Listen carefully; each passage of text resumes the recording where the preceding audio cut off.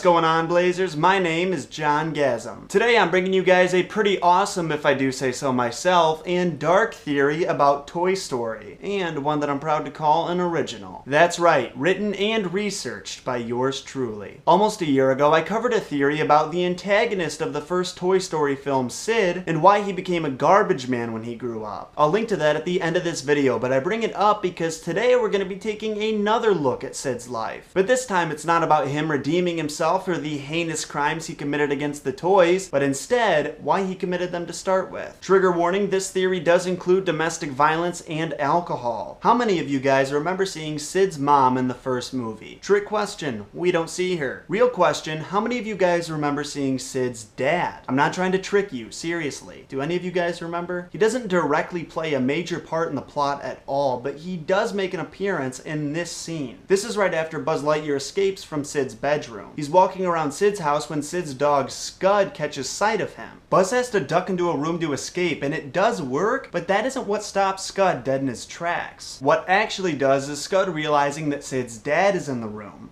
passed out on a recliner with beer cans all around him. This right here is the nucleus of today's theory, that Sid's dad is an abusive alcoholic. Let's take a quick look at Scud. The dog is huge and aggressive. He's also a bull terrier. For those of you who don't know, bull terriers were originally bred to be fighting dogs. Admittedly, later they were bred to be fashionable companions for gentlemen, but you take a look at Scud and you tell me which of the two categories you think he fits into best. Bull terriers don't necessarily make bad family dogs, but when we see Scud, he seems to be pretty aggressive towards everyone and everything. So why, when he catches just a glimpse of Sid's father, Mr. Phillips, does he cower away? Maybe it's because he's learned what's in store for him when he disturbs Sid's dad in that state. Maybe he's done it in the past and the result is a beating being dealt out. There's more to this theory than just a scared dog though. Even though it's a good piece of evidence, as far as theories go, this isn't conclusive. So let's take a look at Sid, Mr. Phillips' only son. What better piece of evidence than that? Sid, as we all know, was infamous for his awful treatment of toys. He tears them apart, he puts them together in blatantly incorrect and horrifying ways, and he blows them up for laughs. He's also a pretty huge dick to his little sister. Aggression and the mistreatment of women, this behavior probably didn't come out of nowhere. If you think about it, this behavior is pretty in line for a kid who comes from a broken home and has an abusive alcoholic for a father. I realize Sid's sister doesn't really act out, but that's probably because she looks more towards her mother as a role model, being that they're both females. She's also a lot younger than Sid, so maybe she hasn't experienced the wrath of her father like Sid has. This theory being true would also explain why Sid has so many locks on his door. Seriously though, what kid with a healthy family life needs this many locks on his door? Now I'm pretty proud of this theory, but there is one bit of evidence going against it that isn't huge, but I know trolls are going to bring up. Those aforementioned beer cans sitting around Mr. Phillips' recliner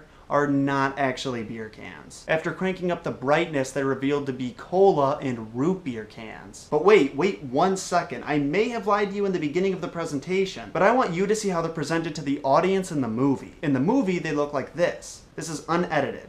They're dark and barely legible. You may be able to make the argument that canonically they are not beer cans, but if that isn't symbolic, I don't know what is. If anything, Disney probably labeled them as they did, knowing that parents would not be okay with beer being in their children's movie. Whatever the case may be, I want to hear what you guys think. Let's debate in the comment section down below. Like I said, this is my theory, so you better bet that I'm going to give my last breath to defend it. If you're feeling lazy and don't want to comment, hitting that rate button with a thumbs up usually does the trick. In fact, I'll sweeten the deal. If this video has 500 likes by Friday, I'll upload an extra video for you all next week. Believe me, it's not impossible. You guys have done a lot more with a lot less time. As always, I'd appreciate if you shared this video with your friends via Facebook or Twitter. It isn't necessary, but it is an easy and efficient way to support the channel. And of course, remember that subscribe button exists for a reason. Thank you so much for stopping by, you guys. I hope to see you soon. To infinity and blaze for life.